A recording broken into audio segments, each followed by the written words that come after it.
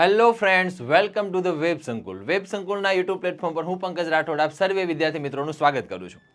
ચાલો તો હવે આજે આપણે કચ્છના પાર્ટ નંબર 2 ની ચર્ચા કરવા જઈ રહ્યા છીએ. અગાઉનો લેક્ચર જો કદાચ તમે ના જોયો હોય તો પહેલાં હું તમને સજેસ્ટ કરીશ કે કચ્છનો પાર્ટ નંબર 1 તમે જોઈ આવો, કારણ કે એ લેક્ચરની અંદર આપણે કચ્છ જે છે એની કહેવાય ને કે સ્થાન સીમા વિસ્તાર, એના ઇતિહાસ વિશે અને ભુજ તાલુકા વિશે આપણે સંપૂર્ણ ચર્ચા કરેલી, કે જેની અંદર આપણે વંદે માતરમ મેમોરિયલ મ્યુઝિયમ છે એની આપણે ચર્ચા કરી હતી.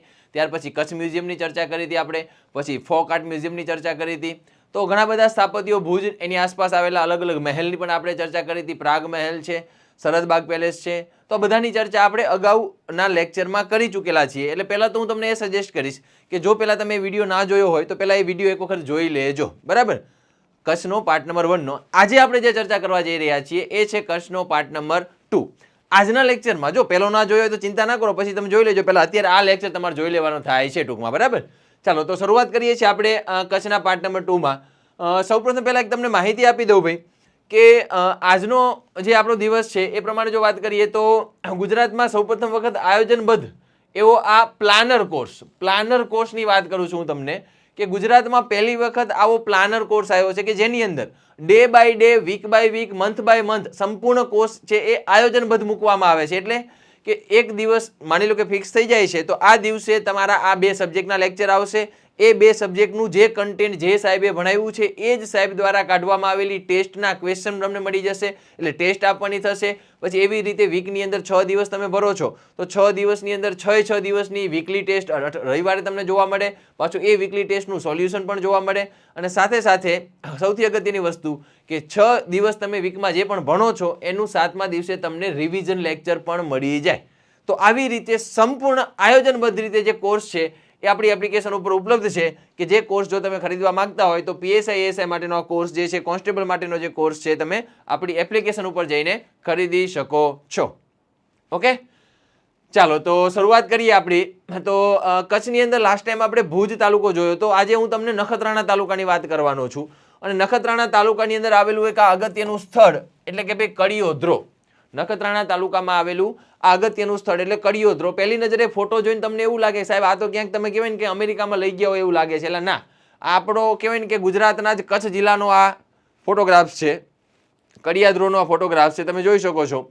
અને આ તમને કહેવાય ને કે અમેરિકાની રચના જેવું લાગે છે, એટલા જ માટે એને ધ ગ્રેટ કેનિયન ઓફ, અમેરિકાના ઉપરથી જ કહેવાય ને કે the great canyon of Kutch તરીકે પણ ઓળખવામાં આવે છે. તો આવો કંઈક કડિયોદ્રો છે કે જે કયા તાલુકામાં, તો કે ભાઈ નખત્રાણા તાલુકાની અંદર આવેલો છે. કયા તાલુકામાં? નખત્રાણા તાલુકામાં આવેલો છે. આના વિશે આપણે જો વાત કરીએ તો આમ જોવા જઈએ તો એક આ અજાણ્યું સ્થળ હતું, એક છુપું સ્થળ હતું. એવું કહેવાય છે કે ત્યાં જવા માટે તમે 4 વ્હીલર લઈને જઈ ના શકો. કહેવાય કે હેવી એન્જિન વાળા બુલેટ કે પછી એવા કોઈ મોટા જે 2 વ્હીલર હોય છે એને લઈને તમારે જવું પડે, કારણ કે રસ્તો એવો બધો ઉબડ ખાબડ છે. અને એવી રીતે ભોયડ નદીની અંદર કહેવાય કે આ નદીની કોતરોમાં આની રચના થયેલી છે. તો એને વિશ્વના 52 ફરવાલાયક સ્થળોની યાદીમાં સ્થાન મળ્યું છે, બરાબર. ન્યુયોર્ક ટાઈમ્સ દ્વારા જે યાદી બહાર પાડવામાં આવી હતી કે જેની અંદર વિશ્વના 52 ફરવાલાયક સ્થળોની યાદી આપવામાં આવી, અને એ 52 ફરવાલાયક સ્થળો જે હતા એની યાદીમાં ભારતના જે 3 સ્થળો હતો એમાં હતો આ કડિયોદ્રો. અને આ વાતનો શ્રેય કોને જાય છે? તો શ્રેય જાય છે વરુણ સચદે જે છે એ નામના ટ્રાવેલ ફોટોગ્રાફર. એ ટ્રાવેલ ફોટોગ્રાફરે કચ્છની અંદર આવેલા જે કડિયોદ્રો જે છે એના ફોટોગ્રાફ્સ કેપ્ચર કરે છે અને પછી એ ફોટોગ્રાફ્સને મોકલે છે અને પછી એની ઉપરથી એની પસંદગી પામે છે. ઓકે, અને પાછો કવર પેજ ઉપર આવે છે. વિચાર કરો તમે કે આ જે યાદી હતી ને એમાં કવર પેજ ઉપર પણ એનું નામ આવે છે. તો ભોયડ નદી, કઈ નદી? ભોયડ નદી તેમજ અન્ય સહાયક નદીઓ મળી અને એક વિશાળ જળાશય બનાવે છે કે જ્યાં પાણીના વહેણને હવાની લપડાક લાગવાને કારણે લાખો વર્ષોમાં પથ્થરો ઉપર કોતરોનું નિર્માણ થયું છે. લાખો વર્ષો સુધી આમ કહેવાય ને કે લગાતાર પથ્થર ઉપર પાણી પડતું ગયું, વહેતું ગયું, પવનો ફૂંકાતા ગયા અને એ બધાનું સંમિશ્રણ થઈ અને અંતે અત્યારે આપણને આવી કંઈક સંરચના થયેલી જોવા મળે છે. કડિયોદ્રો જે છે એ અમેરિકામાં આવેલા ગ્રાન્ડ કેનિયન નેશનલ પાર્ક, આ યાદ રાખજો. જો મેં તમને કીધું ને કે અમેરિકાની અંદર આવેલા ગ્રાન્ડ કેનિયન નેશનલ પાર્કની કુદરતી પ્રતિકૃતિ છે, એટલા જ એને આપણે the great canyon of Kutch તરીકે પણ ઓળખવામાં આવે છે. તો પરીક્ષામાં તમને એવો પ્રશ્ન પૂછાય કે નીચેના પૈકી કયું સ્થળ જે છે એ the great canyon of Kutch તરીકે પણ જાણીતું છે? નીચેના પૈકી કયું સ્થળ જે છે એ the great canyon of Kutch તરીકે જાણીતું છે? તો આપણે યાદ રાખશું the great canyon of Kutch તરીકે કયું સ્થળ જાણીતું છે? કચ્છ જિલ્લાના નખત્રાણા તાલુકામાં આવેલો કડિયોદર. ચાલો ત્યાર પછી જો આપણે આગળ વાત કરીએ તો કે ભાઈ ધીણોધર ડુંગર. ધીણોધર ડુંગર, ભાઈ ધીણોધર ડુંગર વિશે આપણે જાણીએ છીએ કે આ ધીણોધર ડુંગર જે છે એ ત્યાં લગભગ 2011 થી દર ડિસેમ્બર જાન્યુઆરી મહિનામાં એક પર્વતારોહણ સ્પર્ધાનું આયોજન થાય છે. આ ધીણોધર ડુંગર છે કઈ ધારમાં આવેલો છે તો કે ભાઈ પહેલી વાત તો આપણે યાદ રાખવાની છે કે ભાઈ મધ્ય ધારમાં આવેલો છે. કઈ ધારમાં આવેલો છે? મધ્ય ધારની અંદર આવેલો છે આ ધીણોધર ડુંગર. આ ધીણોધર ડુંગર કે જેની ઉપરથી કર્કવૃત પણ પસાર થાય છે. કયું વૃત પસાર થાય છે? તો કર્કવૃત પસાર થાય છે. આ ધીણોધર ડુંગર જે છે કે જેની ઉપર ગુરુ ધોરમનાથ જે છે એની સમાધિ આવેલી છે. ગુરુ ધોરમનાથ જે છે એની સમાધિ આવેલી છે આ ધીણોધર ડુંગર ઉપર. ધોરમનાથની સમાધિ આવેલી છે. આ ધીણોધર ડુંગર જે છે એ આપણે યાદ રાખશું કે જ્વાળામુખીનું ઉદાહરણ છે. શેનું ઉદાહરણ છે? જ્વાળામુખીનું ઉદાહરણ છે. અહીંયા આપણને કેવા પ્રકારના ખડકો મળી આવે છે તો કે ભાઈ બેસાલ્ટ ખડકો મળી આવે છે. આપણને બેસાલ્ટના અગ્નિકૃત ખડકો જે છે અહીંયાથી આપણને મળી આવે છે. તો આટલી વસ્તુ જે છે આપણે ધીણોધર ડુંગર માટે ખાસ યાદ રાખવાની છે. મધ્ય ધારનો સૌથી ઊંચો ડુંગર છે. કચ્છનો સૌથી ઊંચો પૂછે તો આપણે આગળના લેક્ચરમાં જોયું હતું કાળો ડુંગર. 458 મીટર ઊંચો કાળો ડુંગર જે છે એ કચ્છ જિલ્લાનો સૌથી ઊંચો ડુંગર છે. જ્યારે આ જે છે એ મધ્ય ધારનો સૌથી ઊંચો ડુંગર છે. કર્કવૃત એની ઉપરથી પસાર થાય છે. ધોરમનાથની સમાધિ આવેલી છે. જ્વાળામુખી પર્વત છે. બેસાલ્ટના અગ્નિકૃત ખડકો આપણને જોવા મળે છે. કચ્છ જિલ્લાની અંદર આવેલો અગત્યનો ડુંગર છે કે જ્યાં ડિસેમ્બર જાન્યુઆરી મહિનાની અંદર પર્વતારોહણ સ્પર્ધાનું આયોજન થાય છે. ચાલો તો ધીણોધર ડુંગર વિશે પણ આપણે માહિતી મેળવી લીધી છે અગત્યની પરીક્ષા લક્ષી. ત્યાર પછી આપણે નખત્રાણા તાલુકામાં જ આવેલા એક અગત્યના કિલ્લા વિશે માહિતી મેળવશું કે જે કિલ્લાનું નામ છે રોહાનો કિલ્લો. કિલ્લાનું નામ શું છે તો કે ભાઈ રોહાનો કિલ્લો. જો આપણું ફોકસ મુખ્ય એક જ રહેશે કે આપણે કન્ટેન્ટ ઉપર ધ્યાન દેવું છે અને પરીક્ષાલક્ષી માહિતી મેળવવી છે. સાઈડની કોઈ વાત જે છે એની જોડે આપણે કાંઈ સંબંધ છે જ નહીં. આપણું કામ ખાલી એટલું જ છે કે કન્ટેન્ટ ભણો અને પરીક્ષા આપવા જાઓ. બરાબર? પેલો શું કરે ને પેલો શું કોમેન્ટ કરે છે ને આને આ તેને બધી વાતમાં પડવું જ નથી. આપણું કામ આજે એક જ છે કે કન્ટેન્ટ આપવું છે. અમને મિનિમમ ટાઈમમાં મેક્સિમમ નોલેજ આપવાનો પ્રયત્ન છે. એટલે મારું મેકને એક ફોકસ રહેશે શેની ઉપર? કન્ટેન્ટ ઉપર. બરાબર? તમારું ફોકસ એક જ વસ્તુ પર રહેવું જોઈએ. શેની ઉપર? ભણવા ઉપર. જો પાસ થવું હોય તો. ઓકે, ચાલો તો રોહાના કિલ્લા વિશે આપણે વાત કરીએ. રોહાનો કિલ્લો જે છે એ કયા તાલુકામાં તો કે ભાઈ નખત્રાણા તાલુકાના રોહા ગામની સીમા ઉપર આવેલો છે. કયા ગામની? રોહા ગામની સીમા ઉપર આવેલો છે. અલાઉદ્દીન ખિલજી સાથેના યુદ્ધની અંદર મૃત્યુ પામેલા અબડાસાના જાગીરદાર અબડા જે હતા, અબડાસાના જાગીરદાર કોણ હતું? અબડા.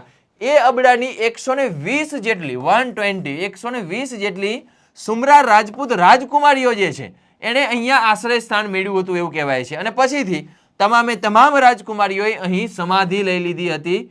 તેથી જ આ સ્થળ જે છે એ સુમરી રોહા તરીકે પણ ઓળખાય છે. તો આ પણ અગત્યનું છે ભાઈ આપણા માટે. આ માહિતી પણ આપણા માટે અગત્યની છે કે આ સ્થળ જે છે સુમરી રોહા તરીકે પણ ઓળખાય છે. ઠાકોર નવઘણજી દ્વારા આ કિલ્લો જે છે બાંધવામાં આવ્યો હતો. રોહાનો કિલ્લો કોના દ્વારા બાંધવામાં આવ્યો હતો તો આપણે યાદ રાખશું ઠાકોર નવઘણજી. કચ્છના રાજવી હતા ઠાકોર નવઘણજી, એના દ્વારા આ જે કિલ્લો છે બાંધવામાં આવેલો. ગુજરાતના પ્રખ્યાત કવિ, જો આવો છે કંઈક આ જે છે રોહાનો કિલ્લો આવો કંઈક દેખાય છે ફોટોગ્રાફ્સમાં, તમે જોઈ શકો છો. ગુજરાતના પ્રખ્યાત કવિ એવા કવિ કલાપી. સુરતાની વાડીનો મીઠો મોરલો, જ્યાં જ્યાં નજર મારી ઠરે યાદી ભરી ત્યાં આપની. આવી ગઝલોની જેણે રચના કરી છે એવા કવિ કલાપી. કવિ કલાપી એટલે મોર. કવિ કલાપી એટલે મોર. કલાપીનો અર્થ મોર થાય. બરાબર? કે કલાને પી જનારા કવિ કલાપી જે છે એણે આ રોહાની ટેકરી ઉપર શાંત અને રમણીય વાતાવરણમાં કવિતાઓ રચેલી છે. તો કવિ કલાપીની જે કવિતાઓ આપણે જોઈએ છીએ એમાંની અમુક કવિતાઓ અહીંયા બેઠા બેઠા રચાયેલી છે આ રોહાના કિલ્લા ઉપર. કારણ કે કવિ કલાપી જે છે ને કચ્છના જમાઈ હતા. કચ્છના રાજકુંવરી રમાબા સાથે, કચ્છના રાજકુંવરી રમાબા સાથે કવિ કલાપીના લગ્ન થયેલા બહુ નાની ઉંમરમાં. અને એ જ રમાબા સાથે દાસી બનીને આવે છે એક મોંઘી નામની યુવતી. અને એ મોંઘી કે જેનું નામ કવિ કલાપી આગળ જતા શોભના કરી દે છે અને પછી એની સાથે પણ લગ્ન કરે છે. તો એ કવિ કલાપીએ આ રોહાના કિલ્લા ઉપર બેસા બેઠા કહેવાય ને કે કવિતાઓ રચી છે. ચાલો ત્યાર પછી આપણે વાત કરીએ તો કે ભાઈ છારી દંડ. છારી દંડની આપણે વાત કરવી છે. તો છારી દંડ શું છે પહેલા તો આપણે સમજી લઈએ કે છારીનો અર્થ થાય છે ક્ષાર. આપણે નહીં કહેતા છારી વળી ગઈ, તો ક્ષાર. બરાબર? ક્ષાર. અને દંડ કે જેનો અર્થ થાય છે છીછરું. દંડનો અર્થ થાય છે છીછરું. છીછરું જળપ્લાવિત ક્ષેત્ર. તો છારી એટલે કે ક્ષાર વાળું છીછરું જળપ્લાવિત ક્ષેત્ર. એટલે કે આપણે એમ કહી શકીએ કે ભાઈ કાદવ કીચડ વાળો, ઓછા પાણી ભરાયેલું રહેતું હોય, કાદવ કીચડ જેવી ભેજવાળું જમીન જે હોય એવો જે વિસ્તાર છે એને છારી દંડ તરીકે ઓળખવામાં આવે છે. નાના છીછરા ખાબોચિયા માટે સિંધી ભાષામાં કઈ ભાષામાં? સિંધી ભાષામાં ઢંઢ એવો શબ્દ પ્રયોગ થાય છે. કયો શબ્દ પ્રયોગ થાય છે? તો ઢંઢ એવો શબ્દ પ્રયોગ થાય છે.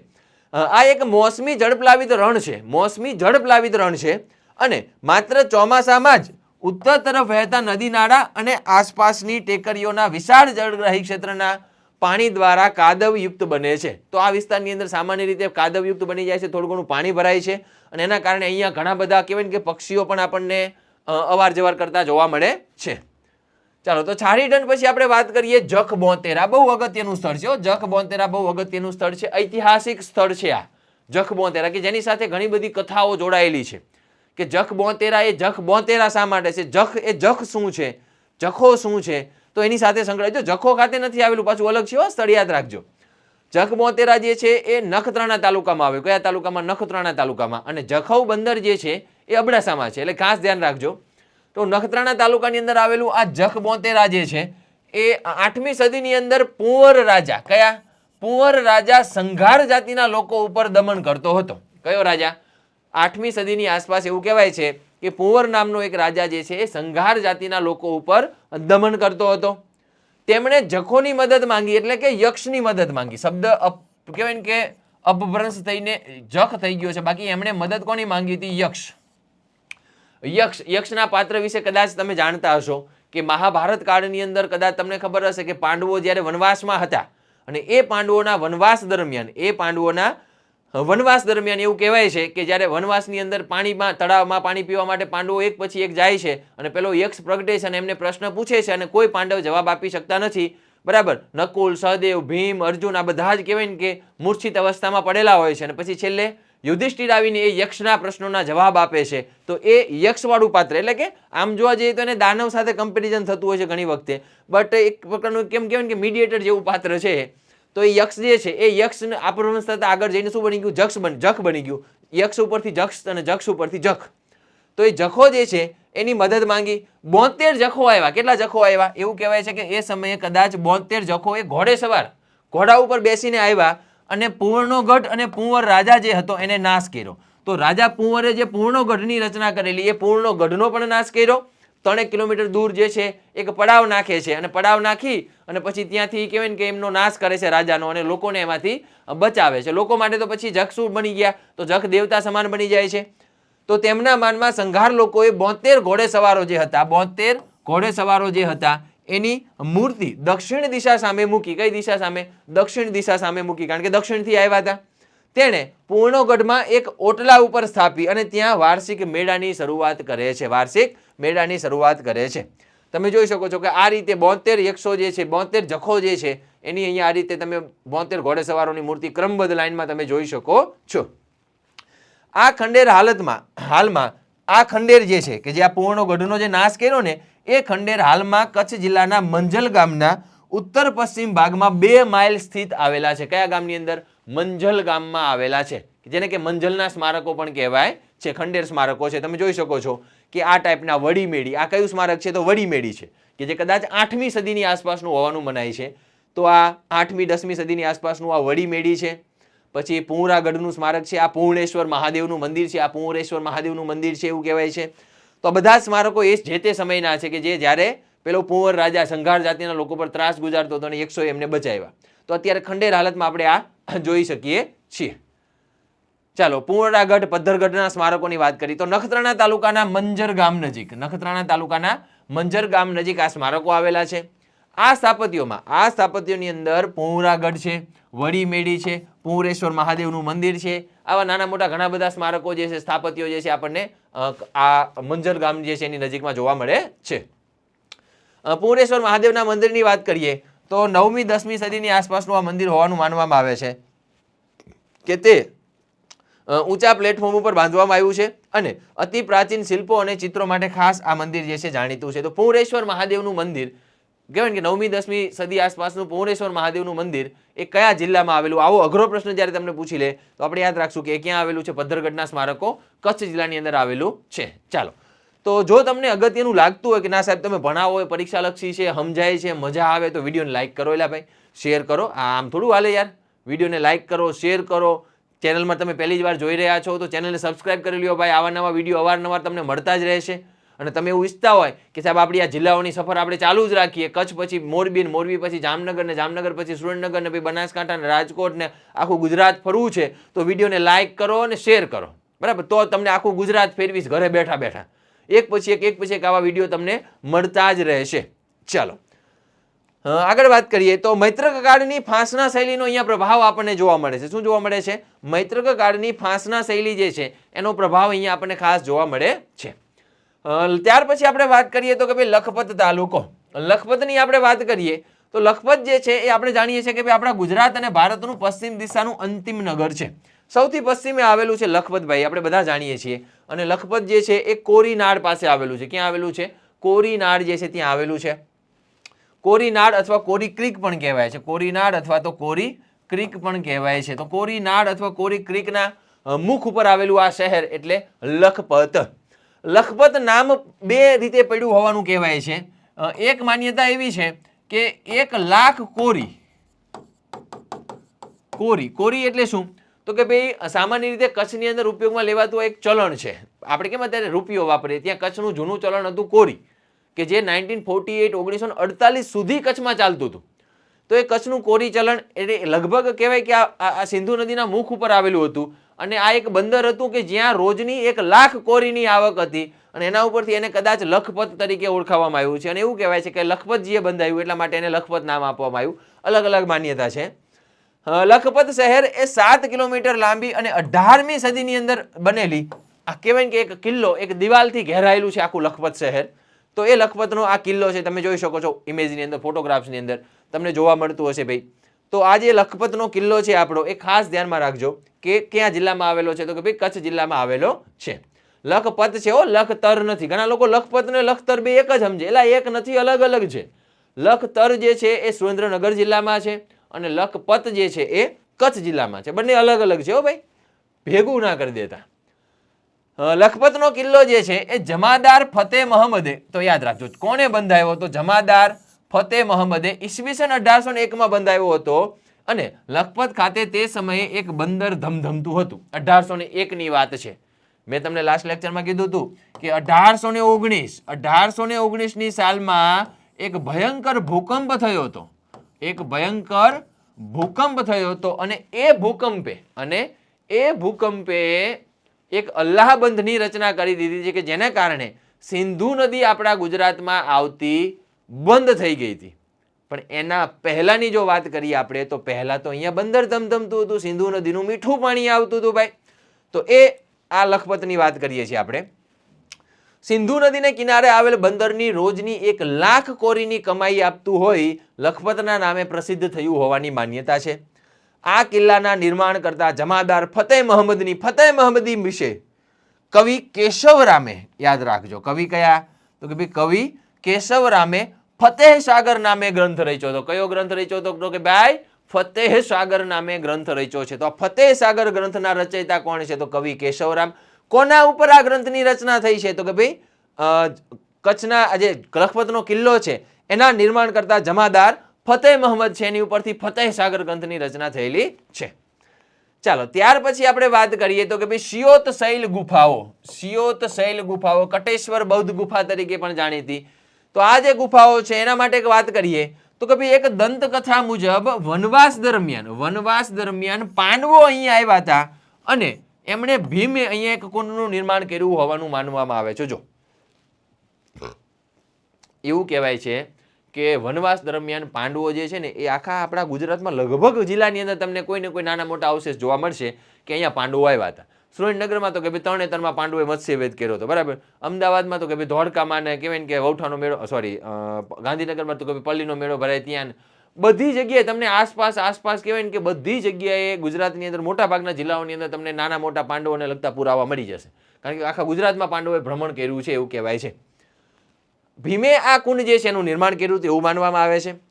પુરાતત્વની દ્રષ્ટિએ જોવા જઈએ તો મહત્વની કહી શકાય એવી સિયોત ગામ પાસે આવેલી ગુફાઓમાંથી 1990ના અરસામાં હજારોની સંખ્યામાં આપણને કાચી માટીની બૌદ્ધ મુદ્રાઓ જે છે મળી આવી છે.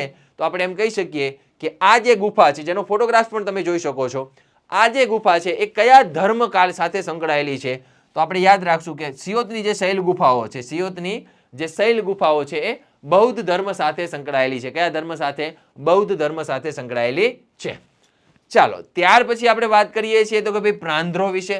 પ્રાંધ્રો કે ભાઈ લખપત તાલુકામાં આવેલું પ્રાંધ્રો, કાળી નદી કિનારે આવેલું. કઈ નદી? કાળી નદી કિનારે આવેલું આ પ્રાંધ્રો લખપત તાલુકાની અંદર આવેલું છે, કચ્છ જિલ્લામાં. કે ઉત્તમ પ્રકારનો લિગ્નાઇટ કોલસો અહીંયાથી મળી આવે છે આપણને. કેવો કોલસો મળે છે? તો કે ભાઈ લિગ્નાઇટ કોલસો અહીંયાથી આપણને ખાસ મળી આવે છે. અને અહીંયા અકરીમોટા ખાતે થર્મલ પાવર સ્ટેશન પણ આવેલું છે. ક્યાં? અકરીમોટા ખાતે પ્રાંધ્રો નજીક થર્મલ પાવર સ્ટેશન પણ આવેલું છે કે જેને આપણે કહીએ છીએ તાપ વિદ્યુત મથક. ગુજરાતીમાં આપણે શું કહીએ છીએ? તો કે ભાઈ તાપ વિદ્યુત મથક તરીકે ઓળખીએ છીએ. તાપ વિદ્યુત મથક તરીકે ઓળખીએ છીએ.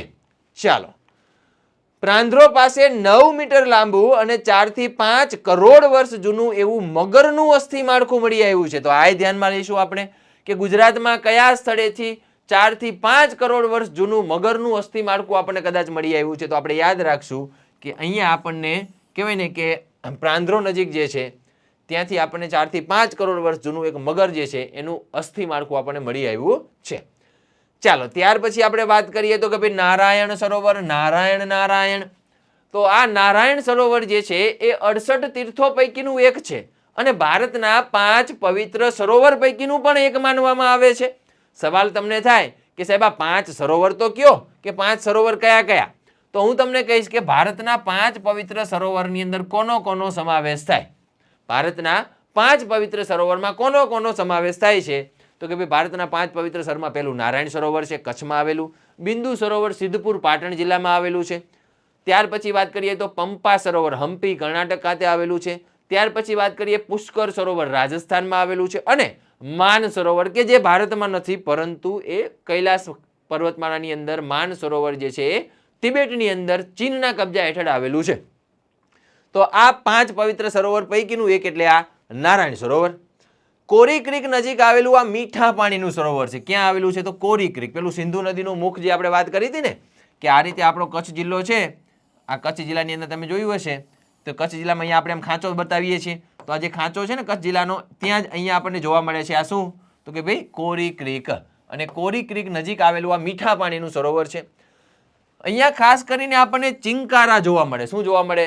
તો જંગલી પ્રાણીઓની અંદર આપણને અહીંયા ચિંકારા અને સ્થાનાંતરિત પક્ષીઓ જે છે એના માટે 1981માં આપણે એક અભયારણ્ય તરીકે પણ એને જાહેર કરેલું છે. ઓકે, તો ચિંકારા અને સ્થાનાંતરિત પક્ષીઓ માટે આપણે એને અભયારણ્ય તરીકે પણ જાહેર કરેલું છે. તો આ પણ અગત્યની વસ્તુ છે, આપણા માટે યાદ રાખજો. પુષ્ટિ માર્ગના અનુયાયીઓ માટે પણ આ સ્થળ જે છે એ પાવન માનવામાં આવે છે. કોના માટે? પુષ્ટિ માર્ગના અનુયાયીઓ જે છે એના માટે પણ આ સ્થળ પાવન માનવામાં આવે છે. સવાલ થાય છે આ પુષ્ટિ માર્ગ એટલે શું? તો એલા સમજાવી દેવું છે મારે તમને, કારણ કે હું જે તમને અત્યારે જિલ્લા ભણાવી રહ્યો છું આ જિલ્લા આપણે કયા વેમાં જઈ રહ્યા છીએ ખબર છે? આ આપણે ઇતિહાસ, ભૂગોળ અને સંસ્કૃતિના સમન્વયની સાથે આપણે જિલ્લા ભણી રહ્યા છીએ કે જેમાં ઐતિહાસિક બાબતો પણ તમને જાણવા મળશે, ભૌગોલિક બાબતો પણ જાણવા મળશે અને સાંસ્કૃતિક બાબતો પણ તમને જાણવા મળશે. તો ઇતિહાસ, ભૂગોળ અને સંસ્કૃતિનો સમન્વય એટલે જ આ આપણા ગુજરાતના જિલ્લાઓ કે જેમાં આપણે કચ્છ જિલ્લાનો પાર્ટ નંબર 2 જોઈએ છીએ. પહેલો પાર્ટ ન જોયો હોય તો જોઈ આવજો, બરાબર? કારણ કે આપણો જો તમારો સારો રિસ્પોન્સ છે તો આપણે હવે કહેવાય ને કે કચ્છની સાથે સાથે અન્ય ગુજરાતના જિલ્લાઓના પણ તમને લેક્ચર ધીમે ધીમે મળતા રહેશે. પરંતુ મેં તમને કીધું એમ કે તમને કેટલી મજા આવે છે તો તમારે કોમેન્ટમાં કહેવાનું છે, તમારા વિડીયોને લાઇક કરવાનું છે. ઘણા બધા આમાં લોકો જોવે છે પણ હજી લાઇક નથી કર્યો. એટલે કેમ? ન ગમતું હોય તો ના જુઓ, જો ગમે છે તો લાઇક કરો, બરાબર? અમે બીજું કંઈ નથી માંગતા, ખાલી તમારી લાઇક માંગીએ, તમારી શેર માંગીએ છીએ, બરાબર? તો લાઇક અને શેર કરો અને ચેનલમાં નવા હોય તો ચેનલને સબસ્ક્રાઇબ કરી દો. તમારે ખાલી નોટિફિકેશન બટન ઉપર ક્લિક કરવાનું છે, શેર કરી દો અને કહેવાય ને કે પ્રેસ કરી દો નોટિફિકેશન સબસ્ક્રાઇબ બટન ઉપર. તો સબસ્ક્રાઇબ બટન ઉપર ક્લિક કરી દો એટલે સબસ્ક્રાઇબ થઈ જશે અને નોટિફિકેશન ઉપર ક્લિક કરી દો, મીન્સ કે ઓલ નોટિફિકેશન ઉપર. પછી નોટિફિકેશન આવી જાય તો આવા નવા લેક્ચર તમને જોવા મળશે. તમારું સારું થાય, અમારું સારું થાય.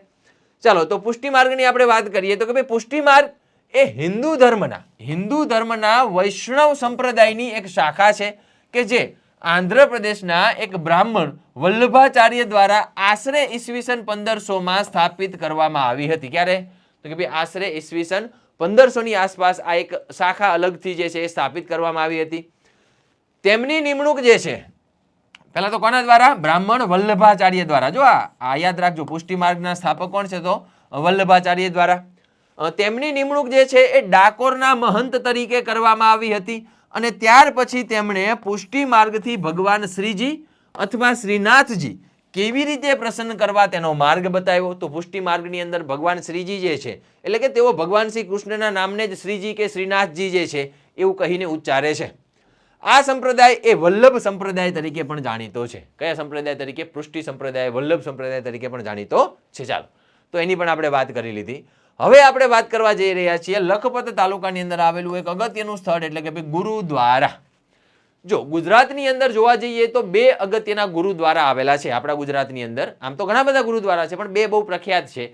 એક છે કચ્છ જિલ્લાના લખપતની અંદર આવેલું આ ગુરુદ્વારા અને બીજું છે દેવભૂમિ દ્વારકાની અંદર શંખોદ્વાર બેટ જે છે, બરાબર, એ બેટ ઉપર આવેલું એક ગુરુદ્વારા છે. આ બંને ગુરુદ્વારા છે, બહુ જાણીતા છે. અહીંયા આપણે લખપતની વાત કરીએ તો ગુરુ નાનક જે છે, ગુરુ નાનક શીખ ધર્મના જે ગુરુ હતા ગુરુ નાનક, એ મક્કાની યાત્રા દરમિયાન અહીંયા રોકાયા હતા એવું માનવામાં આવે છે. તો એ ગુરુ નાનક જે છે એમના માનમાં અહીંયા આ ગુરુદ્વારા બનાવવામાં આવ્યું છે. ચાલો, તો એ કચ્છમાં આવેલું છે. ત્યાર પછી આપણે વાત કરીએ તો કોટેશ્વર, લખપત તાલુકામાં આવેલું આ કોટેશ્વર જે છે, કોટેશ્વર જે છે એની સાથે ઘણી બધી કથા સંકળાયેલી છે. એક અહીંયા શિવ મંદિર આવેલું છે. શું આવેલું છે? આ કોટેશ્વર ખાતે શિવ મંદિર છે અને 1820માં એનું બાંધકામ સુંદરજી શેઠ અને શિવજી શેઠ દ્વારા કરવામાં આવ્યું છે. કોના દ્વારા? સુંદરજી શેઠ અને શિવજી શેઠ દ્વારા 1820ની આસપાસ જે છે એનું બાંધકામ કરવામાં આવ્યું છે એવું કહેવાય છે. આ મંદિર સાથે એક કથા સંકળાયેલી છે. કોની કથા? તો કે ભાઈ રાવણની કથા સંકળાયેલી છે. રાવણની કથા, રાવણની કથા જે છે એ સંકળાયેલી છે આની સાથે. એવું કહેવાય છે કે મહાદેવનો પરમ ભક્ત હતો રાવણ. રાવણ જે છે મહાદેવના પરમ ભક્ત અને એ રાવણ જે છે એ જ્યારે એવું કહેવાય છે કે કૈલાસથી મહાદેવ પાસેથી શિવલિંગ લઈને નીકળે છે, મહાદેવને પ્રસન્ન કરે છે, મહાદેવ પાસેથી શિવલિંગ લઈને નીકળે છે અને શિવલિંગ લઈને રસ્તામાં જતો હોય છે અને એવું કહેવાય છે કે કદાચ જો એ પહોંચી જાય લંકા તો પછી એ અમર બની જાય, એની પાસે અપાર શક્તિઓ આવી જાય, તો એને પહેલાં રોકવો પડે રાવણને. એટલે એને રોકવા માટે એવું કહેવાય છે કે કહેવાય કે અહીંયા એક કહેવાય કે ઝાડ બિછાવવામાં આવે છે એના માટે અને એ મજબૂર બની જાય અને નીચે ઉતરે, ઉપરથી ઉડીને જતો હોય તો નીચે ઉતરે અને પછી ત્યાં એ કહેવાય કે એવું કહેવાય છે કે કદાચ કોઈ ગાય જે છે એ કાદવમાં ફસાઈ જાય છે, પછી એને કાઢવા માટે એ શિવલિંગ નીચું મૂકે છે અને પછી ગાયને બચાવે છે અને શિવલિંગ નીચું મૂકે છે ત્યાં પછી એવું કહેવાય છે કે કરોડોની સંખ્યામાં શિવલિંગો બીજા અન્ય બની ગયા. તો રાવણ સાચું પોતાનું મૂકેલું શિવલિંગ ઓળખી શક્યો નહીં અને પછી ગલતીથી ભૂલથી બીજું શિવલિંગ લઈને નીકળી જાય છે અને પછી એ પ્રમાણે શક્તિ નથી મળતી. પણ એ જે મૂળતઃ કૈલાસનું જે શિવલિંગ હતું કે જે અહીંયા મૂકવામાં આવ્યું હતું રાવણ દ્વારા, એ શિવલિંગની જગ્યાએ અત્યારે આ કોટેશ્વર મહાદેવનું મંદિર આવેલું છે. તો રાવણની કથા સાથે કંઈક સંકળાયેલું છે. આ કોટેશ્વર મહાદેવનું મંદિર કચ્છ જિલ્લાની અંદર આવેલું છે. ચાલો, ત્યાર પછી આપણે વાત કરીએ તો કે ભાઈ લખપત તાલુકામાં આવેલો આશાપુરા માતાનો મઢ. આશાપુરા માતાનો મઢ બહુ જાણીતું સ્થાપત્ય છે કચ્છ જિલ્લામાં આવેલું આ આશાપુરા માતાનો મઢ. કે હિંગળાજ માતા, છત્ર ભવાની, માટલા ભવાની, જોગરા ભવાની, કચ્છના જાડેજા કુળના કુળદેવી આ આશાપુરા માતાનો મઢ જે છે એ પણ બહુ જાણીતું સ્થળ છે. કે અહીંયાથી આપણને જોવા વાત કરીએ તો ઈસવીસન 1300ની આસપાસ કરાળ વાણીઓ, દેવચંદ નામ હતું એનું અને મારવાડનો હતો આ, એના દ્વારા જે છે એ બંધવામાં આવ્યું છે આશાપુરા માતાનો મઢ. એવું કહેવાય છે કે અહીંયા માતાજીની મૂર્તિ જે છે એ આપણા મનુષ્યના શરીરના કદ કરતાં પણ મોટી છે, ઊંચી છે, પરંતુ તે માત્ર ને માત્ર ગોઠણ સુધીની જ છે, માત્ર ગોઠણ સુધીની જ છે, ઢીચણ સુધીની જ છે, એનાથી નીચેનો ભાગ છે નહીં. એવું કહેવાય છે કે માતાજીએ કીધું હતું કરાળવાણીયાને કે મંદિરના દરવાજા બંધ કરી દે સપનામાં આવીને અને 6 મહિના સુધી દરવાજા ખોલવાના નહીં, બરાબર, 6 મહિના પછી દરવાજા ખોલજે. તો 6 મહિના સુધી મૂર્તિ ધીમે ધીમે ધીમે એવું કહેવાય છે કે જમીનમાંથી નીકળતી હતી, પણ 6 મહિના પહેલા વાણિયાથી રહેવાનું નહીં, દરવાજા ખોલી નાખ્યા તો ઢીચણ સુધી મૂર્તિ માને નીકળી હતી, પછી દરવાજા ખોલ્યા એટલે પછી મૂર્તિ નીકળવાનું બંધ થઈ ગયું. તો એ મૂર્તિ જે છે અહીંયા ગોઠણ સુધીની જ આપણને જોવા મળે છે. આવી કંઈક દંતકથા એની સાથે સંકળાયેલી છે. વર્ષ 1819ના ભૂકંપ પછી સુંદરજી શિવજી અને વલ્લભાજી દ્વારા આ મંદિર જે છે એનો જીર્ણોદ્ધાર કરવામાં આવેલો હતો. નજીકથી આપણને મંગળ ગ્રહ જેવા અવશેષો મળી આવ્યા છે. તો આ પણ આપણા માટે અગત્યની વસ્તુ છે કે ગુજરાતમાં કયા સ્થળેથી મંગળ ગ્રહ જેવા ખડકો મળી આવ્યા છે. તો માતાના મઢ નજીક કચ્છ જિલ્લાની અંદરથી. અને અહીંયા આપણને એક ઔષધીય વનસ્પતિ ગુગળ પણ મળી આવે છે. કઈ ઔષધીય વનસ્પતિ? ગુગળ પણ અહીંયાથી આપણને મળી આવે છે. તો એ માતાનો મઢ જે છે એ પણ આપણા માટે અગત્યનું સ્થળ છે, યાદ રાખજો. ચાલો, આશાપુરા માતાનો મઢ બહુ જાણીતું સ્થળ છે, ગુગળ મળી આવે છે. ત્યાર પછી આપણે વાત કરેલી અગાઉ કે ભાઈ 1819 ની અંદર ભૂકંપથી આ રચાયો હતો. 1819 ની અંદર ભૂકંપથી રચાયો હતો કે જ્યારે સિંધુ નદીની એક શાખા જે છે એ આ રીતે કચ્છની અંદર પાકિસ્તાનની અંદર કરાચી પાસે જઈ અને અરબ સમુદ્રને મળી જાય છે અને એક શાખા આ રીતે આપણા ગુજરાતમાં આવતી હતી. પણ ગુજરાતમાં આવતી આ શાખા જે છે એના વહન માર્ગની અંદર એક ટેકરાનું નિર્માણ થઈ જાય છે આ ભૂકંપને કારણે, કે જેને લોકોએ નામ આપ્યું અલ્લાહબંધ. લોકોએ નામ આપ્યું અલ્લાહબંધ, કારણ કે સુનામી આવી, આખું સિંદરી બંદર જે છે સમુદ્રમાં ડૂબી ગયું હતું. કયું બંદર?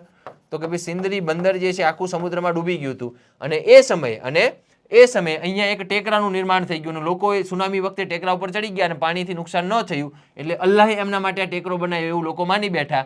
તો એ અલ્લાહબંધનો જે ટેકરો છે એ અલ્લાહબંધ જે છે એને કારણે સિંધુ નદી આવતી બંધ થઈ ગઈ. એ અલ્લાહબંધ જે છે સિંધુ નદીના વહન માર્ગમાં આવેલો છે. ચાલો, તો અલ્લાહબંધની પણ આપણે વાત કરી, ભૂકંપને કારણે બનેલો આ ટેકરો છે. ત્યાર પછી આપણે વાત કરવી છે પિંગલેશ્વર બીચની. શેની વાત કરવી છે? તો કે ભાઈ પિંગલેશ્વરના બીચની વાત કરવી છે.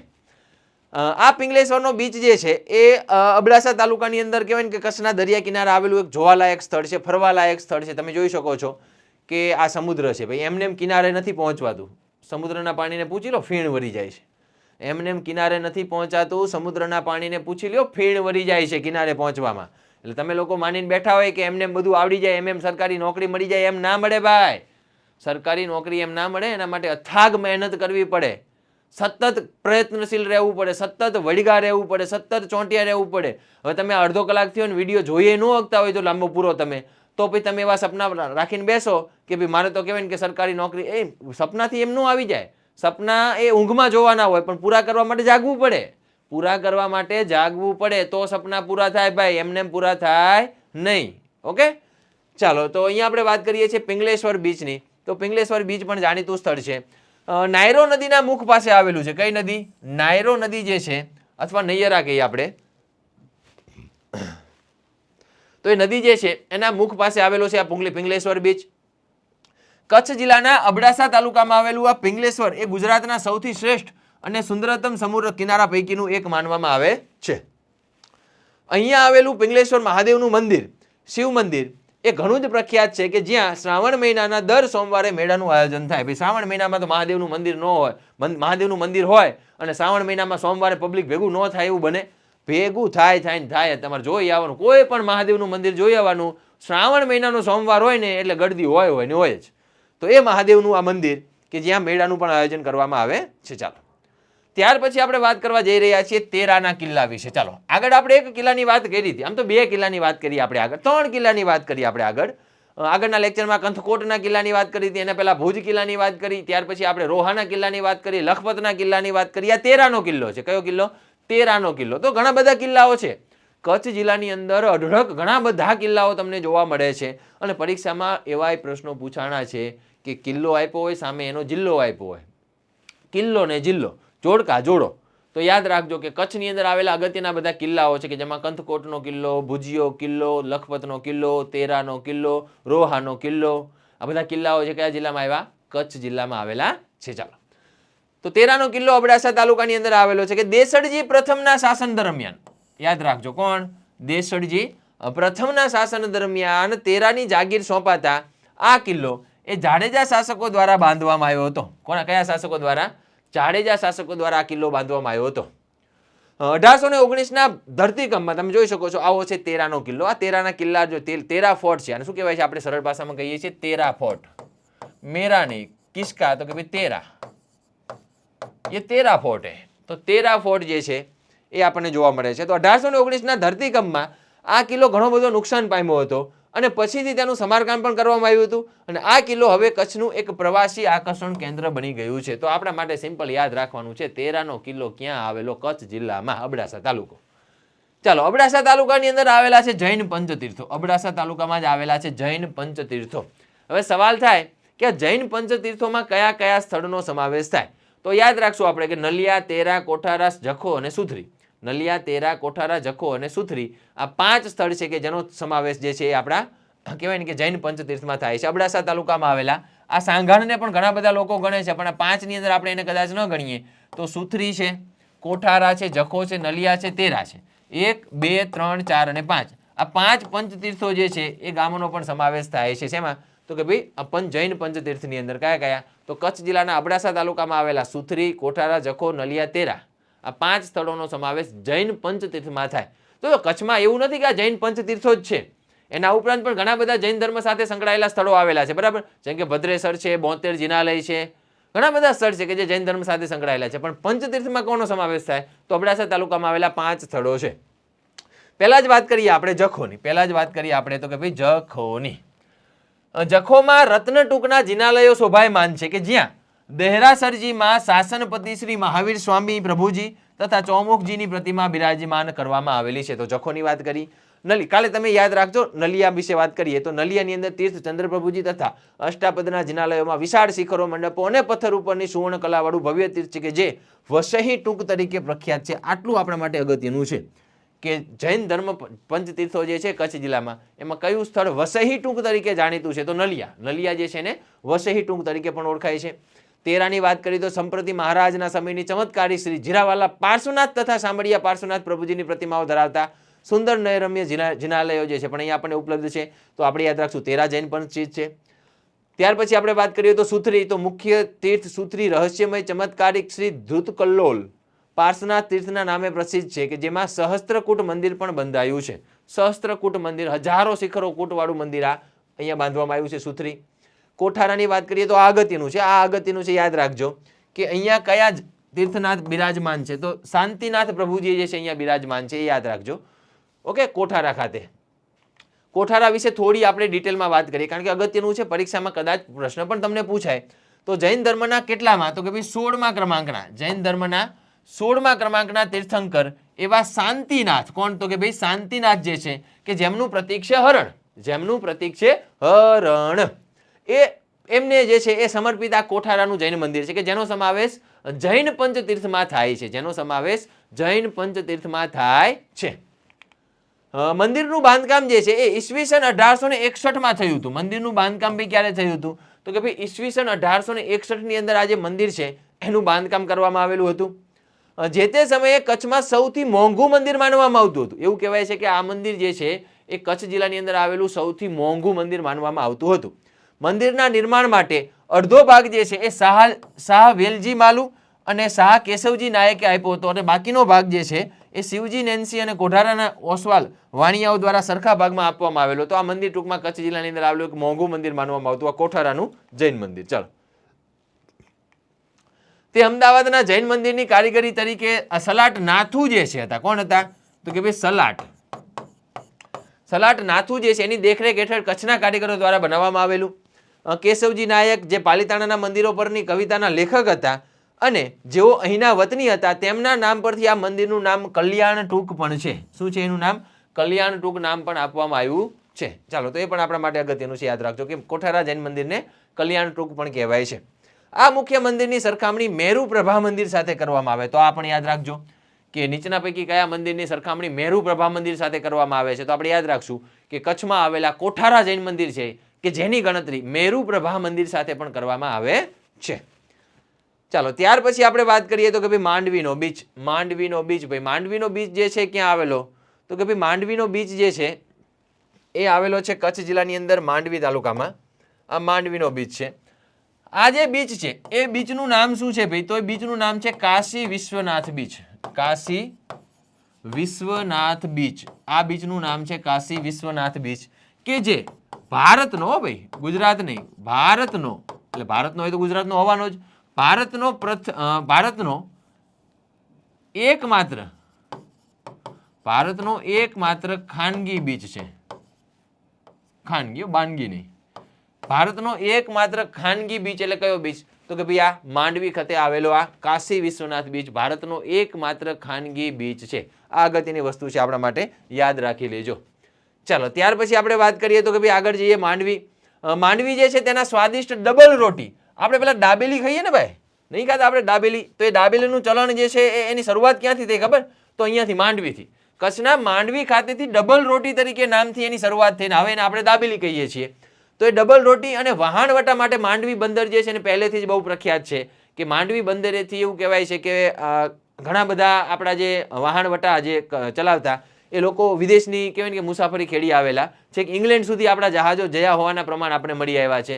તો એ માંડવી બંદર છે વહાણવટા માટે પણ ખાસ જાણીતું છે. અને એની સાથે પણ એક બીજી પણ કથા સંકળાયેલી છે કે હાજી કાસમ તારી વીજળી નામનું જે વહાણ હતું, જહાજ હતું, બરાબર, એની પણ કથા કંઈક માંડવી સાથે જ પણ જોડાયેલી છે. માંડવીથી મુંબઈ, અરબસ્તાન અને આફ્રિકા આવવા જવા માટે જૂના જમાનામાં વહાણોની આગબોટની સગવડતા જે છે એ માંડવીથી ઉપલબ્ધ હતી. નજીકના આકર્ષણોની આપણે જો વાત કરીએ તો બ્રિટિશ રાજ્યના જમાનાનો એક વિજય વિલાસ પેલેસ આવેલો છે. માંડવીનું નામ પડે ને એટલે વિજય વિલાસ પેલેસ આપણને તરત જ યાદ આવે. માંડવીમાં શું યાદ આવે? વિજય વિલાસ પેલેસ. પ્રતાપ વિલાસ પેલેસ પૂછે તો પાછું ક્યાં આવશે? તો વડોદરામાં. લક્ષ્મી વિલાસ પેલેસ પૂછે તો ક્યાં આવશે? વડોદરામાં. કુસુમ વિલાસ પેલેસ પૂછે તો ક્યાં આવશે? કુસુમ વિલાસ તો કે ભાઈ છોટાઉદેપુરમાં. હો, યાદ રાખજો, આ બધા અલગ અલગ પેલેસ છે. ખાલી અમર પેલેસ પૂછે તો ક્યાં આવશે? તો અમર પેલેસ વાંકાનેરમાં. નીલમબાગ પેલેસ પૂછે તો ક્યાં આવશે? ભાવનગરમાં. તો અલગ અલગ પેલેસ અલગ અલગ જગ્યાએ છે, ધ્યાન દેજો. રાવ ખેંગારજીએ બંધાવેલ સુંદર વૈષ્ણવ મંદિર, શેઠ તોપોને બંધાવેલ લક્ષ્મીનારાયણ મંદિર, પ્રાચીન સ્વામિનારાયણ મંદિર, અસર માતાનું મંદિર, ધોરમનાથ મંદિર, પીર તાનાશાની કબર અને રાવલપીરનું સ્થાનક, આ બધા જ સ્થાપત્યો જે સ્થળો જે છે ફરવા લાયક એ બધા જ માંડવીની અંદર આવેલા છે. ચાલો, ભારતનો એકમાત્ર ખાનગી બીચ કાશી વિશ્વનાથ બીચ મેં તમને અગાઉ કીધું એ પ્રમાણે માંડવી ખાતે આવેલો છે. માંડવીનો કિલ્લો, ગઢ જે છે, કિલ્લો છે, દુર્ગ છે જેને કહીએ આપણે, તો એ ગઢનું બાંધકામ કોના દ્વારા? તો કે ભાઈ 1549 ની અંદર રાવ ભારમલજી જે છે એના દ્વારા આ ગઢ જે છે એનું બાંધકામ કરવામાં આવેલું, રાવ ભારમલજી દ્વારા. તો એ પણ યાદ રાખી લેજો. માંડવી બંદર કઈ નદીના મુખ ઉપર છે? તો કે ભાઈ માંડવી બંદર રૂકમાવતી. યાદ રાખશું આપણે. શું યાદ રાખશું? માંડવી બંદર જે છે રૂકમાવતી નદીના મુખ ઉપર આવેલું છે. માંડવી જે છે એ ઉનાળુ સ્થાન કચ્છના રાજવીઓ માટેનું, એટલે કે માંડવી જે છે દરિયા કિનારે આવેલું છે અને દરિયા કિનારાનો જે પ્રદેશ હોય ને એ સમઘાત આબોહવા અનુભવે, એટલે કે ત્યાં ટેમ્પરેચર એકદમ હાઈ પણ ના થાય, ત્યાં ટેમ્પરેચર એકદમ લો પણ ન થાય, બરાબર. તો સમઘાત આબોહવાનો આ જે દરિયા કિનારાનો પ્રદેશ છે કે જે ઉનાળુ સ્થાન હતું રાજવીઓ માટેનું, કે રાજવીઓ, કચ્છના રાજવી અહીંયા ઉનાળો ગાળવા માટે આવી જતા, જેથી ગરમી ઓછી થાય. માંડવી જે છે એમાં ગુજરાતનું સૌપ્રથમ વિન્ડ ફાર્મ જે છે એ પણ નિર્માણ કરવામાં આવ્યું હતું. તો આપણા માટે અગત્યનું યાદ રાખશું આપણે. ત્યાર પછી વાત કરીએ તો માંડવીની નજીકમાં જ આવેલું એક અગત્યનું જૈન સ્થાપત્ય છે, જૈન મંદિર છે કે જેનું નામ છે 72 જિનાલય. તમે જોઈ શકો છો કે આસપાસની અંદર ઘણા બધા નાના મોટા જૈન મંદિરો છે. તો મળીને ટોટલ કુલ 72 થાય છે, એટલા માટે એનું નામ છે 72 જિનાલય. 72 જિનાલયમાં એક મુખ્ય મંદિર અને ચારે બાજુ બીજા 72 જેટલા મંદિરો આવેલા છે. આ મંદિરમાં મૂળ નાયક આદિશ્વર દાદા અને બીજા જૈન તીર્થંકરોની પ્રતિમાઓ છે. મૂળ નાયક કોણ છે? તો આદિશ્વર દાદા અને બીજા જૈન તીર્થંકરો જે છે એની મૂર્તિઓ બિરાજમાન છે અહીંયા ભાઈ. બધા જ મંદિરો જે છે એ આરસના છે. બધા જ મંદિરો શેના છે? તો કે ભાઈ આરસના છે. અને આ સુંદર મંદિર જે છે એ મુન્દ્રા માંડવી રોડ ઉપર સ્થિત છે. કયા રોડ ઉપર? મુન્દ્રા માંડવી રોડ ઉપર સ્થિત છે, કે જે 72 જિનાલય અને આદિશ્વર 72 જિનાલય મહાતીર્થ તરીકે પણ ઓળખાય છે, કે જે કયા જિલ્લામાં આવેલું? તો કે ભાઈ કચ્છ જિલ્લામાં આવેલું છે.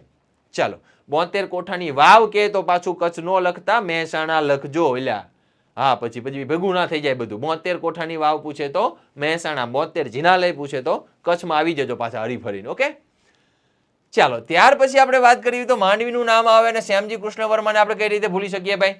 તો શ્યામજી કૃષ્ણ વર્મા તીર્થ 2009-10માં ડેવલપ કરવામાં આવ્યું. શ્યામજી કૃષ્ણ વર્માના અસ્થિ જીનીવા સ્વિટ્ઝરલેન્ડથી લાવી અને માંડવીમાં સ્થાપિત કરવામાં આવેલા. શું કરવામાં આવ્યું હતું?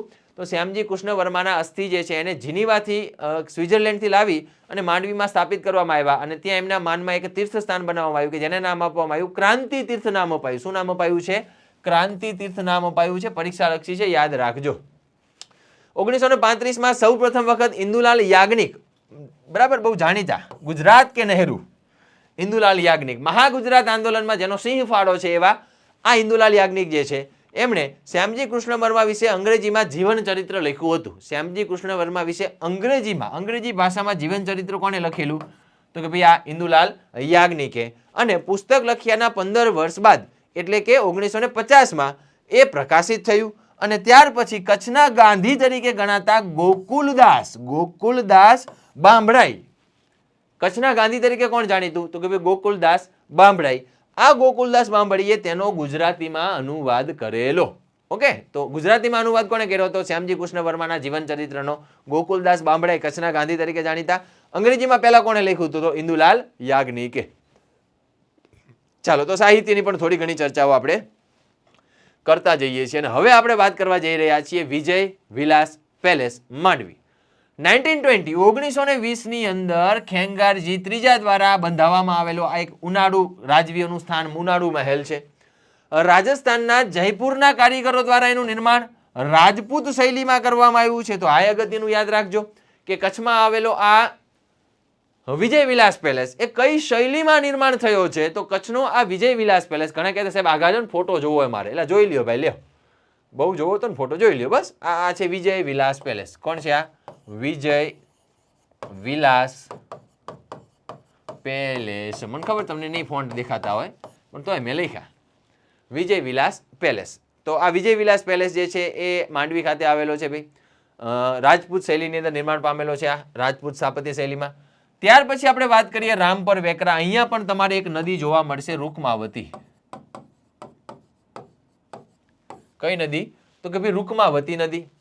માંડવી તાલુકાની અંદર આવેલું રૂકમાવતી નદી કિનારે આવેલું એક અગત્યનું સ્થળ એટલે રામપર વેકરા. રૂકમાવતી નદી કિનારે ગંગાજી જમનાજી કુંડ પણ આવેલા છે. શું આવેલું છે? ગંગાજી જમનાજી કુંડ પણ આવેલા છે કે જ્યાં ગંગાજીનો મેળો પણ ભરાય છે. કારતક સુદ પૂનમનો મેળો ભરાય. ક્યારે ભરાય? કારતક સુદ પૂનમનો અહીંયા મેળો ભરાય છે. રૂકમાવતી નદીને કિનારે ગંગાજીનો મેળો જ કહેવાય છે. કારતક સુદ પૂનમ એટલે દેવ દિવાળી સરળ ભાષામાં કહું તો. ગંગાજી જમનાજી કુંડ પણ આવેલા છે અહીંયા. ગંગાજી જમનાજી પવિત્ર કુંડ આવેલા છે.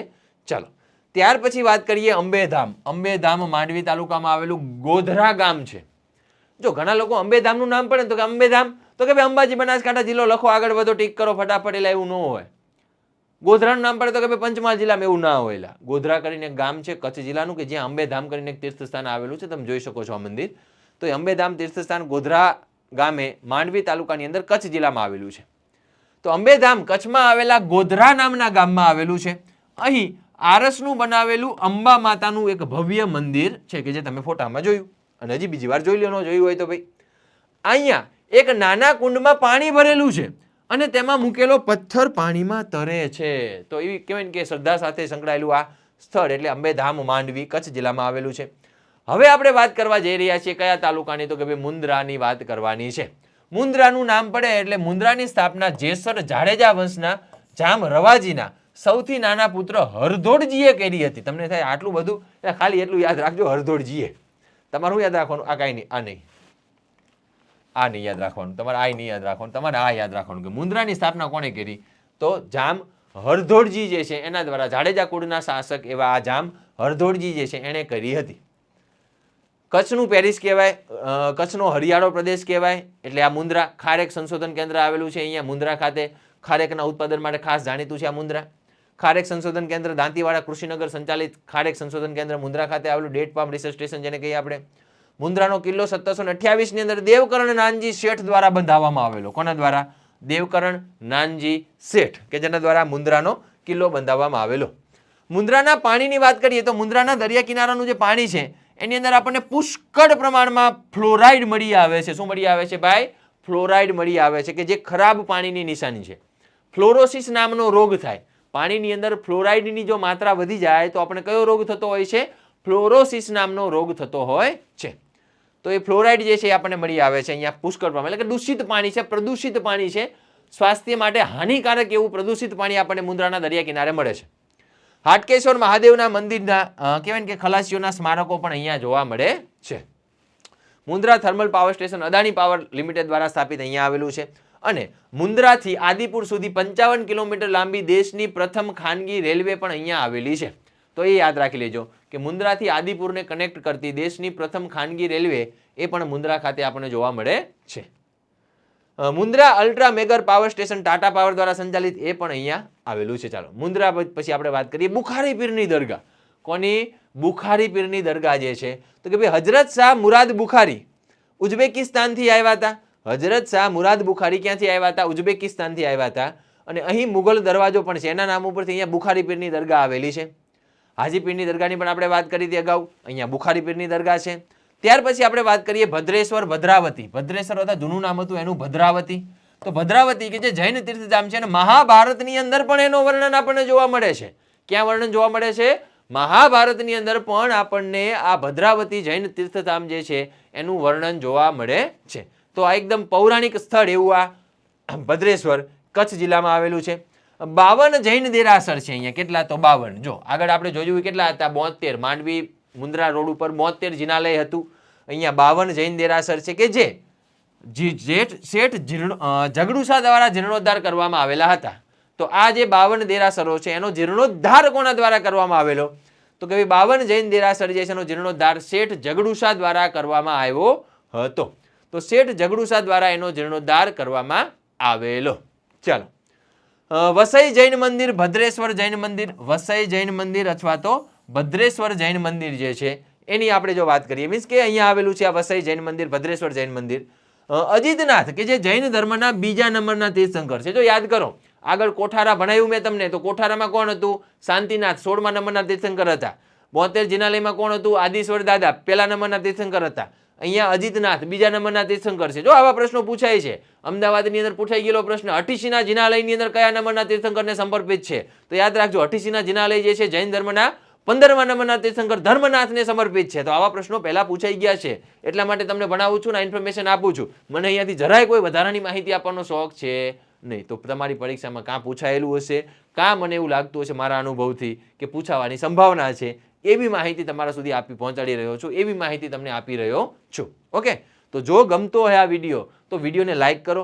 ચેનલમાં પહેલી વખત આવો છો, આવા નવા વિડીયો જોવા છે, મજા કરવી છે, પાસ થવું છે, ચેનલને સબસ્ક્રાઇબ કરો. નોટિફિકેશન બટન ઉપર પણ કહેવાય ને કે ક્લિક કરી દો, જેથી કરી નોટિફિકેશન પણ તમને મળી જાય. અને વિડીયો કેવો લાગ્યો છે એની કોમેન્ટ પણ કરવાની છે.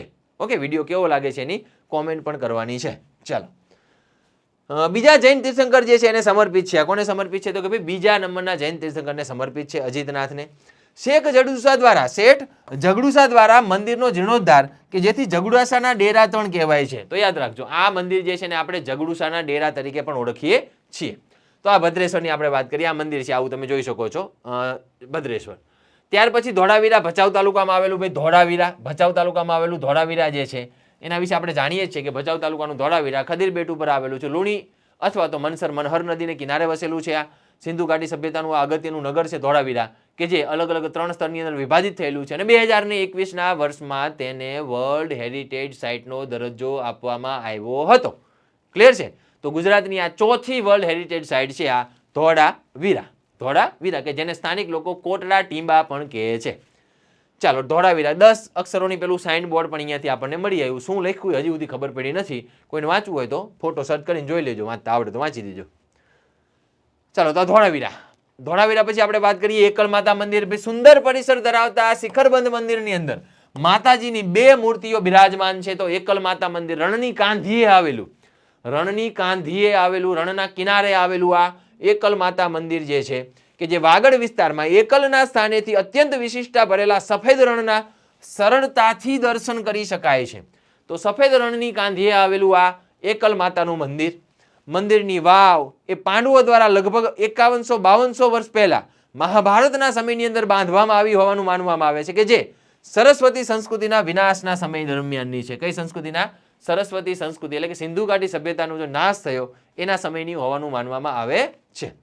આ પ્રદેશમાં ગેડી વિસ્તારની અંદર પાંડવો તેમના ગુપ્તવાસ દરમિયાન રોકાયા હતા અને ભીમ ગુફાનું ક્ષેત્ર કે જ્યાં ભીમે તેની પત્ની હિડિંબાનો સ્વીકાર કર્યો હોવાનું માનવામાં આવે છે. તો એકલ માતાનું મંદિર.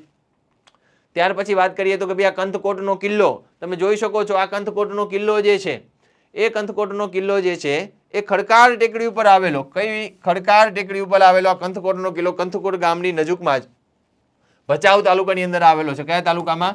ભચાઉ તાલુકાની અંદર કંથકોટ ગામની નજીકમાં જ આવેલો છે. આ કંથકોટનો જૂનો કિલ્લો આવેલો છે. ભૈયા લગભગ 8મી 9મી સદીની આસપાસ કાઠીઓ જે છે એની રાજધાની હતું આ કંથકોટ, એમ માનવામાં આવે છે. અને ત્યાર પછી ચાવડાઓએ તેની પાસેથી એમનો કબજો મેળવી અને કહેવાય કે કંથકોટના કિલ્લા ઉપર કબજો મેળવી લીધેલો ચાવડાઓએ, અને ત્યાર પછી સોલંકીઓએ. અને આપણે જાણીએ છીએ કે 2 સોલંકી રાજા, એક છે પહેલા જ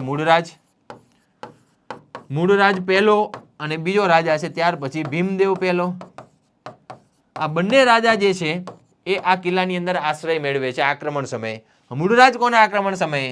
તો ચાલુક્યના માળવાના ચાલુક્ય રાજા તૈલપ બીજાનું જ્યારે આક્રમણ થયું, માળવાના ચાલુક્ય રાજા તૈલપ બીજાનું જ્યારે આક્રમણ થયું, તો એ તૈલપ બીજાના આક્રમણ સમયે મૂળરાજ સોલંકી પ્રથમ જે છે અહીંયા આશ્રય મેળવે છે અને મહમ્મદ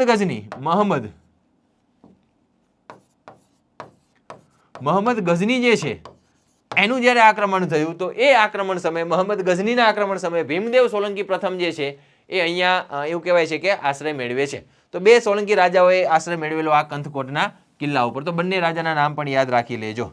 ચાલો, જે તમને પરીક્ષામાં પૂછે. આગળ વધીએ. લોકકથા મુજબ હાલનો કિલ્લો ઈસવીસન 843ની સાલમાં બંધાવવાનો શરૂ થયો હતો અને 10મી સદીની મધ્યમાં કંથદુર્ગ, નામ શું હતું? કંથદુર્ગ, કંથકોટનો કિલ્લો. કંથદુર્ગ નામથી કિલ્લો પ્રચલિત હતો કે જ્યાં ચાલુક્ય સોલંકી રાજા મૂળરાજ એ કલ્યાણના ચાલુક્ય શાસક તૈલપ બીજાથી ભાગી અને સંતાયો હતો. કલ્યાણના ચાલુક્ય રાજા, મારવા નહીં, ક્યાંનો? કલ્યાણ, યાદ રાખજો. કલ્યાણના ચાલુક્ય શાસક તૈલપ બીજાથી ભાગી અને અહીંયા સંતાયો હતો. ચાલો, તો તૈલપ બીજો તમારે યાદ રાખવાનું છે કે તૈલપ બીજા માટે કોણ આવશે? મૂળરાજ સોલંકી પ્રથમ, મૂળરાજ સોલંકી પ્રથમ. અને ત્યાર પછી ભીમદેવ પ્રથમ જે છે એ શેમાં આવે છે? મહમ્મદ ગઝનીમાં છુપાય છે. ચાલો, 11મી સદીમાં કિલ્લામાં મહમ્મદ ગઝનીથી બચવા ભીમદેવ પહેલો જે છે એને પણ અહીંયા આશરો લીધો હતો. ઈસવીસન 1816માં બ્રિટિશ કર્નલ ઈસ્ટ દ્વારા કિલ્લેબંધીનો નાશ કરવામાં આવ્યો અને 1819ની અંદર કચ્છ રાજ્યએ બ્રિટિશ શાસન આધિપત્ય હેઠળ એનો સ્વીકાર કરી લે છે અને પછી કંથકોટનો કિલ્લો જે છે આઝાદી સુધી અંગ્રેજોના તાબા હેઠળ રહે છે. ટેકરીની પશ્ચિમ દિશામાં બે મોટા ઊંડા કૂવા અને રેતિયા પથ્થરોથી બંધેલી એક ખંડેર વાવ આવેલી છે અને આ કૂવામાંથી એક ભમરિયો કૂવો 12 ફૂટનો વ્યાસ ધરાવે છે અને 76 ફૂટ ઊંડો છે. બીજો કૂવો નવઘણ તરીકે પણ ઓળખાય છે કે જે 63 ફૂટ ઊંડો છે. તો એક નવઘણ કૂવો અહીંયા પણ આવેલો છે. એક નવઘણ કૂવો જુનાગઢમાં પણ છે. ગાડી ગાડીની વાવ અને નવઘણ કૂવો ના જુએ તે જીવતો મું, આવી કહેવત ધરાવતો નવઘણ કૂવો જે છે એ જુનાગઢમાં છે, પણ અહીંયા પણ એક નવઘણ કૂવો આવેલો છે. ચાલો, ત્યાર પછી આપણે વાત કરીએ તો કે ભાઈ ટેકરીની ઉપર 3 મંદિરો આવેલા કે જેમાંનું એક મંદિર કંથળનાથનું મંદિર છે. કંઠળનાથનું મંદિર કે જેના ઉપરથી જેને કંથકોટનો કિલ્લો કદાચ કહેવાય છે. બીજું જૂનું મંદિર એ મહાવીર જૈન મંદિરના પણ અહીંયા છે આપણને. અને ત્રીજું મંદિર જે છે એ કાઠીઓએ બનાવેલું સૂર્ય મંદિર. તો આ રીતે 3 મંદિરો આપણને મળી આવ્યા છે.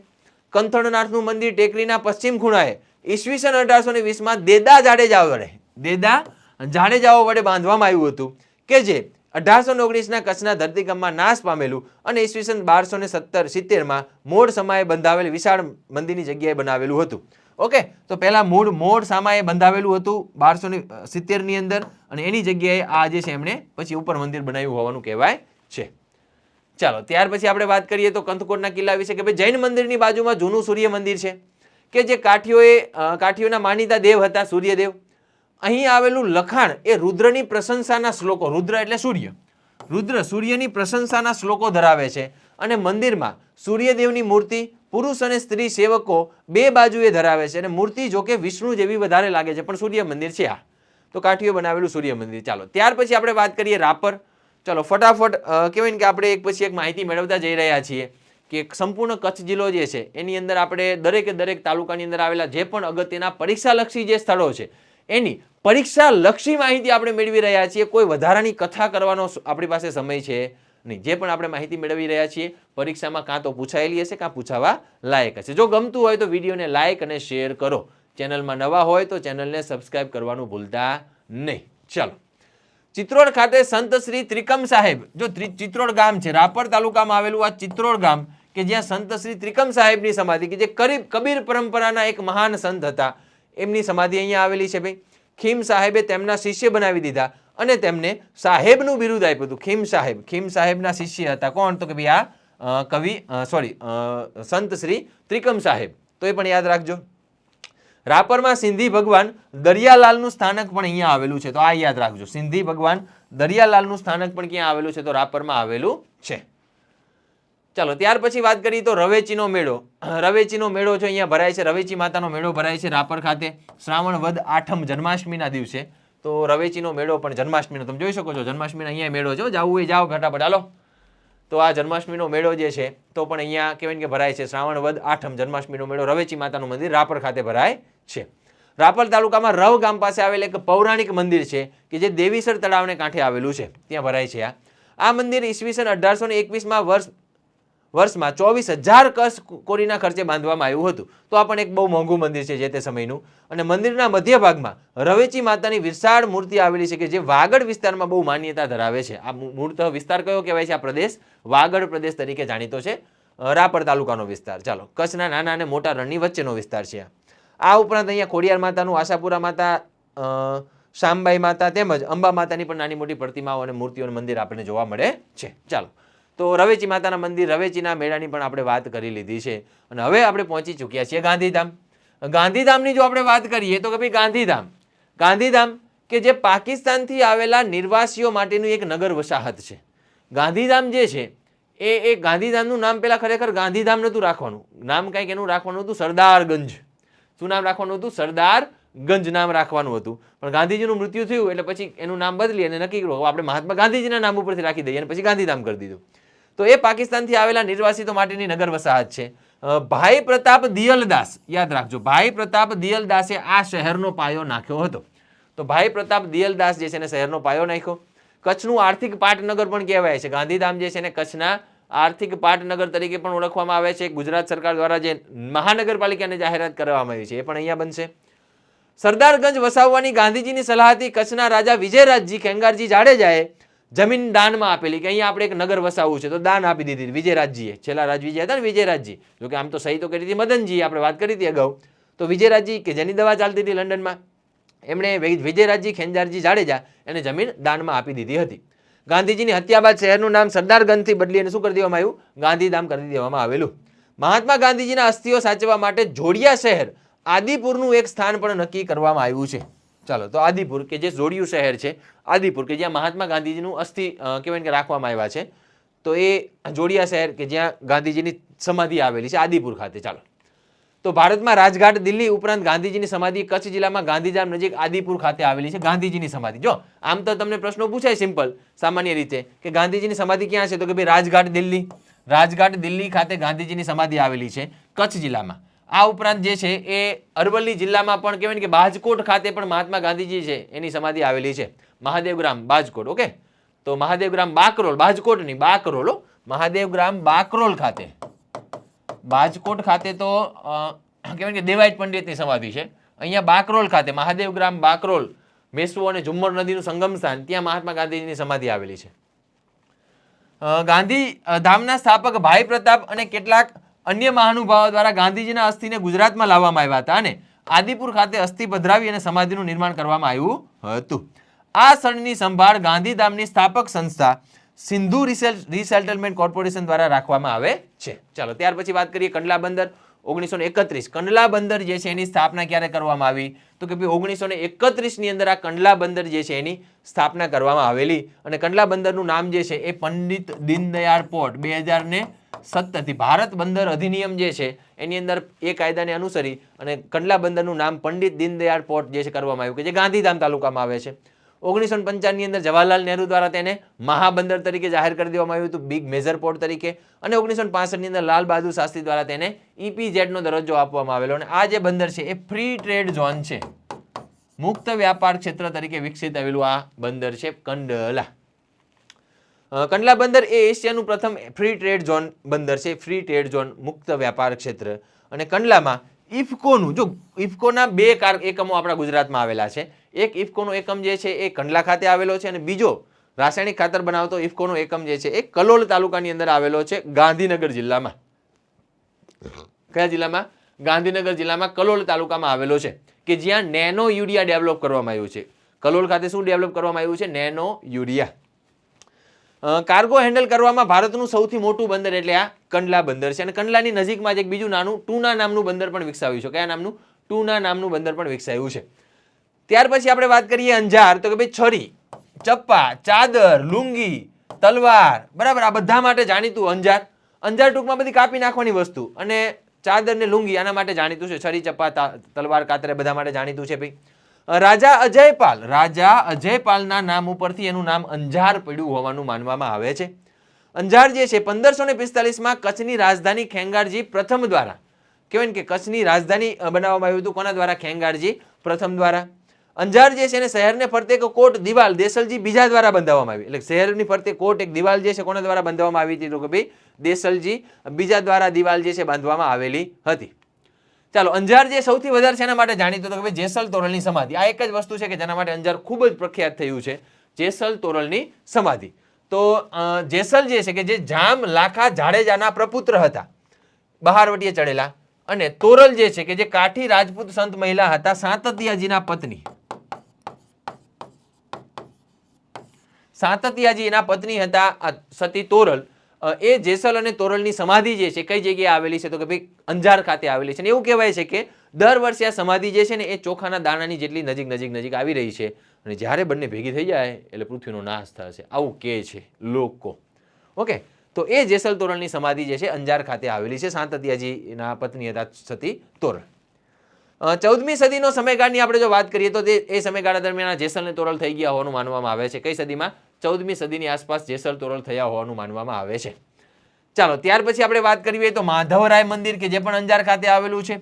કૃષ્ણ વિષ્ણુ અને અંબેનું મંદિર અહીંયા આપણને જોવા મળે છે. માધવરાયનું મંદિર મોહનરાય મંદિર તરીકે પણ જાણીતું છે, બરાબર. ત્યાર પછી વાત કરીએ તો મેં તમને કીધું એમ કે ટૂણા બંદર છે. ટૂણા બંદર કચ્છથી કહેવાય ને કે કંડલા બંદરથી નજીકમાં એક બીજું બંદર વિકસાયું છે કે જેનું નામ છે ટૂણા અથવા તો ટૂણા બંદર, કે જે પણ કચ્છ જિલ્લામાં આવ્યું છે. ફતેહ મહમદ, કચ્છના જમાદાર જે ફતેહ મહમદની આપણે વાત કરીએ લખપતવાળા, તો બસ એના દ્વારા જે છે બંદર ડેવલપ કરવામાં આવ્યું. તો ટૂણા બંદરથી અંજાર સુધી 1905માં રેલવે લાઇનનો પાટો પણ નાખવામાં આવેલો, કે જે બાદમાં 1908માં ભુજ સુધી લંબાવવામાં આવ્યો. કોના દ્વારા? મહારાજા ખેંગારજી ત્રીજા. મહારાજા ખેંગારજી કયા? તો ત્રીજા દ્વારા. મહારાજા ખેંગારજી ત્રીજા દ્વારા એને એક્સટેન્ડ કરવામાં આવેલો. ચાલો, ત્યાર પછી આપણે વાત કરીએ તો મેકમુર્ડો બંગલો. મેકમુર્ડો બંગલો, આ મેકમુર્ડો બંગલો જે છે અંજાર ખાતે આવેલો છે. મેકમુર્ડો બંગલો છે શું? તો સમજો કે આ બંગલાનું બાંધકામ 1818 ની અંદર જેમ્સ મેકમુર્ડો દ્વારા. જેમ્સ મેકમુર્ડો કોણ હતું? તો કે ભાઈ જેમ્સ મેકમુર્ડો જે છે એ બ્રિટિશ ઈસ્ટ ઇન્ડિયા કંપનીનો સૌપ્રથમ કચ્છનો પોલિટિકલ એજન્ટ હતો. કચ્છના સૌપ્રથમ પોલિટિકલ એજન્ટ એવા જેમ્સ મેકમુર્ડો દ્વારા આ બંગલો જે છે 1818માં બંધાવવામાં આવેલો. અને એ બંગલાની અંદર આપણને રામકૃષ્ણ ભગવાનના પ્રાચીન ભીંચ ચિત્રો જે છે એ જોવા મળે છે. કેવા ચિત્રો છે? તો આપણે જોઈએ રામાયણના ચિત્રો, લંકા, અશોક વાટિકા, ગોવર્ધન પર્વત, ગોપીઓ વગેરેના ચિત્રો અહીંયા આપણને મેકમુર્ડો બંગલોની અંદર જોવા મળે છે. બહારથી જોઈએ તો આપણને આવું દેખાય છે આ મેકમુર્ડો બંગલો. બહારથી જોઈએ તો આપણને આવો દેખાય છે આ મેકમુર્ડો બંગલો, પણ અંદરથી જુઓ તમે તો આવા ચિત્રો આપણને મેકમુર્ડો બંગલોની અંદર જોવા મળે છે. તો આ મેકમુર્ડો બંગલો જે છે પણ કચ્છ જિલ્લામાં આવેલો છે, યાદ રાખજો, અંજારમાં મેકમુર્ડો બંગલો. જોઈ શકો છો હાથીવાળા બધા ચિત્રો છે, તમે જુઓ છે ને મજાના બધા. તો આ હાથી ને ઘોડા અને આ બધું મેકમુર્ડો બંગલોની અંદરના ચિત્રો છે. ચાલો, તો મસ્ત મજાના ચિત્રો વાળો મેકમુર્ડો બંગલો કચ્છ જિલ્લામાં આવેલો છે.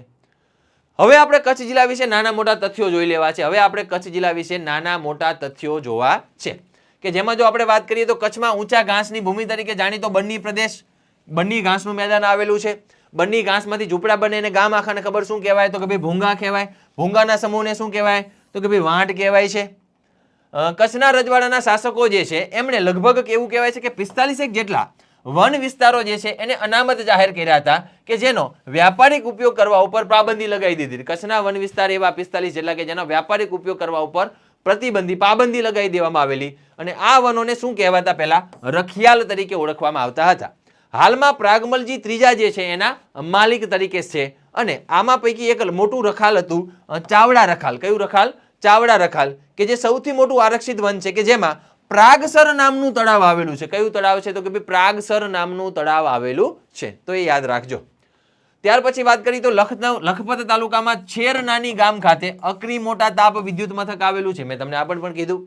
દેશનું પશ્ચિમ દિશાનું અંતિમ બિંદુ સરક્રિક બાણગંગા તરીકે જાણીતું, એ પણ કયા જિલ્લામાં આવેલું? કચ્છ જિલ્લામાં આવેલું. ભારત અને ગુજરાતનું સૌથી પશ્ચિમનું બિંદુ છે ભાઈ. સૌથી વધુ મેનગ્રુવ ધરાવતો જિલ્લો પણ કયો છે? તો કચ્છ છે. 2021ના રિપોર્ટ પ્રમાણે જો તમને વાત કરું તો 798 કિલોમીટર સ્ક્વેરનો વિસ્તાર જે છે એ મેનગ્રુવનો આવેલો છે. ગુજરાતમાં ટોટલ 1175 છે. ભારતમાં ટોટલ 4992 છે. ભારતમાં સૌથી વધારે 2114 ચોરસ કિલોમીટર વેસ્ટ બંગાળમાં છે. સેકન્ડ નંબર ઉપર 1175 કિલોમીટર સ્ક્વેર સાથે આપણું ગુજરાત બીજું છે. અને ગુજરાતમાં પહેલા નંબરે છે કચ્છ જિલ્લો 798 કિલોમીટર સ્ક્વેર સાથે. ચલો, સુરિંદ અથવા તો સુરિંદ કે જે એક સંગીતનું વાદ્ય છે, એ સંગીતનું વાદ્ય પણ આપણે કયા જિલ્લામાં જોવા મળે? તો કચ્છ જિલ્લામાં જોવા મળે છે. સૌથી વધુ ઘેટા પ્રકારની પશુ સંપત્તિ આપણે કયા જિલ્લામાં જોવા મળે? કચ્છ જિલ્લામાં જોવા મળે છે. ચોખંડા, પરીક્ષામાં પૂછાઈ ગયેલો યાદ, પ્રશ્ન યાદ કરો. ચોખંડા મહાદેવનો શિલાલેખ કયા જિલ્લામાં આવેલો છે? તો સિદ્ધરાજ જયસિંહ સોલંકી વંશના ગુજરાતના સુવર્ણ યુગ તરીકે જાણીતા સોલંકી યુગના પ્રતાપી રાજા એવા સિદ્ધરાજ જયસિંહે કોતરાવેલો ચોખંડા મહાદેવનો શિલાલેખ કયા જિલ્લામાં આવેલો છે? તો આપણે યાદ રાખશું કચ્છ જિલ્લામાં આવેલો છે. ત્યાર પછી વાત કરીએ તો ક્રાંતિગુરુ શ્યામજી કૃષ્ણ વર્મા યુનિવર્સિટી પૂછ્યું હો, ક્રાંતિ તીર્થ નથી. ક્રાંતિ તીર્થ જો તમને પૂછે તો 2009-10 ની અંદર માંડવી ખાતે, પણ યુનિવર્સિટી પૂછે તો 2004 ની અંદર ભુજ ખાતે આવેલી છે. યાદ રાખજો, માંડવી નો લખી દેતા. ખારેક ડેટ પામ સંશોધન કેન્દ્ર મુન્દ્રા ખાતે આવેલું છે. એ વજીર કચ્છી ભરતકામ મ્યુઝિયમ ક્યાં આવેલું છે? તો કે ભાઈ ભુજ ખાતે આવેલું છે. કચ્છ રણોત્સવ પ્રતિ વર્ષે ડિસેમ્બર થી જાન્યુઆરી ફેબ્રુઆરી મહિનાની આસપાસ ડિસેમ્બર જાન્યુઆરી મહિના દરમિયાન ઉજવવામાં આવતો હોય છે, કે જેને આપણે ધોરડોનો સફેદ રણોત્સવ જેને કહીએ છીએ, આપણે ધોરડોનો રણોત્સવ કહીએ છીએ. સફેદ રણમાં કહેવાય ને કે પેલા ભૂંગા બનાવે અને ટેન્ટ હાઉસ ને એવું બધું બનાવી અને અહીંયા કહેવાય કે આખો યોજાતો હોય છે. ગંગાજીનો મેળો રામપર વેકરા ખાતે ભરાય છે. ભાઈ કારતક સુદ પૂનમનો મેળો છે ગંગાજીનો મેળો, આપણે વાત કરી લીધી આપણે ભાઈ. નારાયણ સરોવર ખાતે બ્રહ્મકુંડ આવેલો છે. માતાના મઢ ખાતે ચાચરા કુંડ આવેલો છે ભાઈ. હબાઈ ખાતે વાઘેશ્વરી કુંડ આવેલો છે. કોટેશ્વર ખાતે વાધમ કુંડ, ભદ્રેશ્વર ખાતે પાંડવ કુંડ, ભુજ ખાતે ભૂતેશ્વર મહાદેવનો કુંડ અને ચોબારી ખાતે પાંડવ કુંડ. આવા ઘણા બધા નાના મોટા કુંડ જે છે એ પણ આપણને કચ્છ જિલ્લામાં જોવા મળે છે. આ ઉપરાંત આગળ વાત કરીએ આપણે તો પતી ગયું ભાઈ. હવે કેટલું ગાયલું જાય પછી, હૈદ હોય ને કાંઈક ભાઈ, માપમાં હોય બધું, કંઈક ગાયલું થોડું જાય એમને એમ કાંઈ. તો પછી આપણે હવે કચ્છ જિલ્લાની લગભગ માહિતી મેળવી લીધી છે. પણ અહીંયા એક તમારા માટે એક માહિતી તમને આપી દઉં કે જો તમે વેબ સંકુલ સાથે જોડાયેલા છો, જો તમે વેબ સંકુલ સાથે જોડાયેલા છો કે જોડાયેલા નથી, તમારે એક વખત આપણી વેબ સંકુલની એપ્લિકેશન ડાઉનલોડ કરવાની છે. જો ડાઉનલોડ નથી કરી તો તમે જો વેબ સંકુલની એપ્લિકેશન ડાઉનલોડ નથી કરી તો ડાઉનલોડ કરવાની. જો તમે વેબ સંકુલની ઓફિશિયલ વેબસાઇટ ક્યારે ઓપન નથી કરી તો વેબસાઇટ ઓપન કરો, અને વેબસાઇટ ઓપન કરશો તો પણ તમને બધા જ પુસ્તકો જોવા મળશે. તમને ત્યાં એપ્લિકેશન ડાઉનલોડ કરશો એમાં પણ પુસ્તકો જોવા મળશે. પ્લે સ્ટોર ઉપર આપણી એપ્લિકેશનને રેટિંગ આપો. અત્યારે ઉપલબ્ધ જેટલા પણ પુસ્તકો છે તમે જોઈ શકો છો, આ કે કાયદો છે, કોમ્પ્યુટર, વનસારથી, વનરક્ષક, આવનારી ફોરેસ્ટની પરીક્ષા માટે બહુ કહેવાય ને કે અગત્યની બંને બુકો છે. કોમ્પ્યુટર કેવું કહેવાય કે આખા ગુજરાતમાં કે કોઈ પૂછે કઈ કોમ્પ્યુટરમાં ગુજરાતમાં આપણે કઈ બુક હારી, તો કે ભાઈ અકરમ શેરસિયા સાહેબની બુક. વેબ સંકુલની નો કે અકરમ શેરસિયા સાહેબની બુક. તો એ વેબ સંકુલની અકરમ શેરસિયા સરની જે બુક છે એ પણ તમને ઉપલબ્ધ છે. નવું લેટેસ્ટ એડિશન છે. તલાટી મંત્રીની બુક છે, તલાટી ઘણી બધી બુક્સ જે છે ટૂંકમાં આપણી જનરલ એક્ઝામની ઉપર ઉપલબ્ધ. અને આપણું જે કરંટ અફેર્સ છે, વર્તમાન વિશે છે, એ પણ તમને મળી જશે. અને કમિંગ સૂન બુકની અંદર આધુનિક ભારતનો ઇતિહાસ, ભારતનો સાંસ્કૃતિક વારસો અને ભૌતિક ભૂગોળ કે જે કમિંગ સૂન છે. તો બધી જ બુક જો તમારે ખરીદવી હોય, આ બધી જ બુક જો તમારે ખરીદવી હોય તો એક વખત અચૂક આપણી વેબસાઇટ અને આપણી એપ્લિકેશનની મુલાકાત તમે લઈ શકો છો. ઓકે, તો આજના લેક્ચરમાં આપણે આટલે સુધી રાખીએ છીએ. આશા રાખું છું કે નો ડિસ્ટર્બન્સ, વિધાઉટ કોઈ કાંઈ ડિસ્ટર્બન્સ વગર સીધું ટુ ધી પોઈન્ટ તમને ભણાવવાનો પ્રયત્ન કર્યો છે. જો તમને ગમ્યું હોય, જો તમને મજા આવી હોય, તમને એવું લાગ્યું હોય કે ના સાહેબ પરીક્ષામાં પૂછાય એવું તમે ભણાવ્યું, તો વિડીયોને લાઇક ને શેર કરજો અને નીચે કોમેન્ટમાં જણાવજો. જો આની આ સિરીઝ કન્ટિન્યુ કરવી હોય ને તો મારા વિડીયોને સારા વ્યૂ જોઈએ છે, બરાબર? તો એ તમને હવે સોંપું છું, એ તમારે મેળવી લેવાના છે. ઓકે, આટલે સુધી રાખીએ છીએ. Thank you.